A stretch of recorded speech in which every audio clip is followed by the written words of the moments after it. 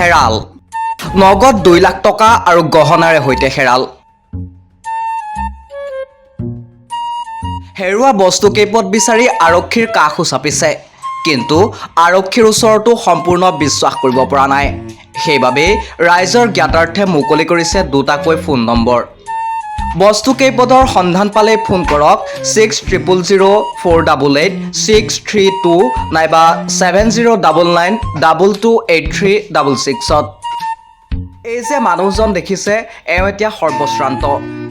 কেৱল 2 লাখ টকা আৰু গহনাই হেৰুৱা নাই লগতে হেৰাইছে আৰু এপদ সামগ্ৰী মূল্যৱান বহুত মূল্যৱান তিনি সন্তানক এওঁৰ হাতত এৰি হেৰাই থাকিল পত্নী এখেতৰ ঘৰ হুজাই জিলাৰ অন্তৰ্গত কাকি ঠাইচুপাৰত নাম ৰাম বাহাদুৰ হৰিজন এওঁৰ পত্নী শান্তি দেৱী খুবেই মৰমাকলোৱা মৰমক আদৰ কৰে সন্মান কৰে মৰমক হলে নেওচাহে দিব নোৱাৰে সেইবাবে শান্তি দেৱীয়ে তেওঁক ইমান দিনে লুকাই চুৰকৈ মৰম কৰা ধানুৱা হৰিজনৰ সৈতে পলাই গুচি গ'ল ৰাম বাহাদুৰ হৰিজনৰ হাতত এৰি গ'ল তেওঁলোকৰ পূৰ্বৰ মৰমৰ চিন হিচাপে তিনিটাকৈ সন্তান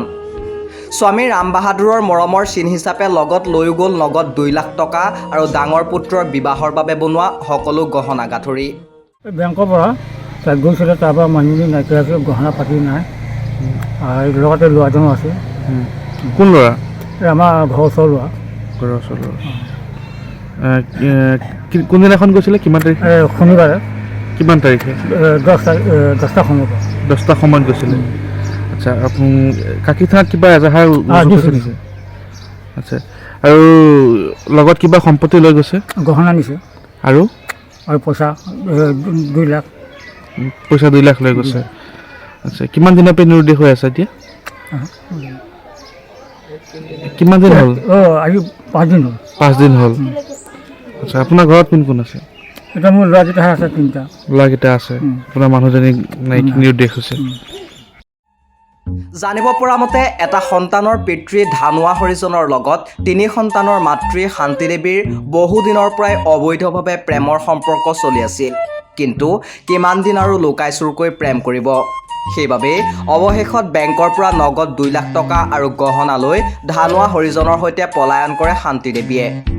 উল্লেখযোগ্য যে শান্তি দেৱীয়ে লগত লৈ যোৱা গহনাসমূহ ডাঙৰ পুত্ৰৰ বিবাহৰ বাবেহে সজোৱা হৈছিল কিন্তু নিয়তিৰ কি কালচক্ৰ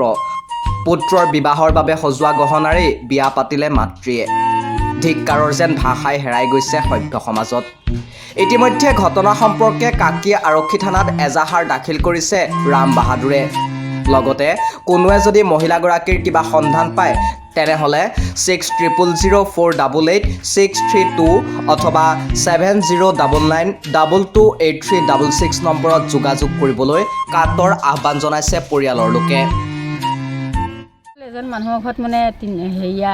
লংকালৈ সেই বেংকত গৈছিলে বেংকত গৈ মানুহজনী 10টা বজাত 10টা বজাত গৈ পেলাই বেংকৰ পৰা পইচা উঠাল ল'ৰা ছোৱালী 3টা থৈ পেলাই আৰু গিয়েকক থৈ বেংকলৈ গ'ল বেংকৰ পৰা টকা 2 লাখ উঠাল আকৌ সোণৰ গহিনা চহিনা লৈ মানুহজনে মানে নাইকিয়া ওচৰৰ গাঁৱৰ ল'ৰা এটাক বুলি কৈছে সেইজনৰ লগত সন্দেহ কৰিছে পূৰা হয় কথাটো মানে পলাই যোৱা হয় হয় হয়